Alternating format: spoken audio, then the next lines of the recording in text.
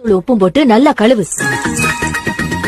நான் புது முறையில ஒரு மசாலா சொல்றேன் கேட்டுக்கோ. சின்ன வெங்காயம் ஒரு 10, பூண்டு ஒரு 10 பல்லு, கட்டவரல் சைஸுக்கு இஞ்சி, கொஞ்சம் மிளகு, சீரகம், சோம்பு எல்லாத்தையும் எடுத்துக்கோ. உரல்ல போட்டு இடிச்சுக்க. கூட கொஞ்சமா மிளகாத்தூள், மல்லித்தூள், ஒரு ஸ்பூன் சோள மாவு போடுறே. இது வரைக்கும் பண்ண எல்லாத்தையும் மசாலாவாக்கி மீன் மேல தடவு. உப்பு போட மறந்துடாதடி. அது கொஞ்ச நேரம் அப்படியே ஊறட்டும். தனியா வச்சு நீ ஸ்டவ் பத்த வச்சு தோசை கல்ல மேல வச்சு லேசா தண்ணியை ஊத்து. சத்தம் கேட்கும். ஓ எண்ணெய் ஊத்து. கொத்து கருவேப்பிள்ளைய உருவாம அதுல வை. அது மேல மீனை வை. அடுத்த மீன் எடுத்து வை. ஒவ்வொரு பக்கமும் 6 நிமிஷம் வேகட்டும். மீன் வறுவல் டக்குரு சாம சூப்பர் கிட்டு.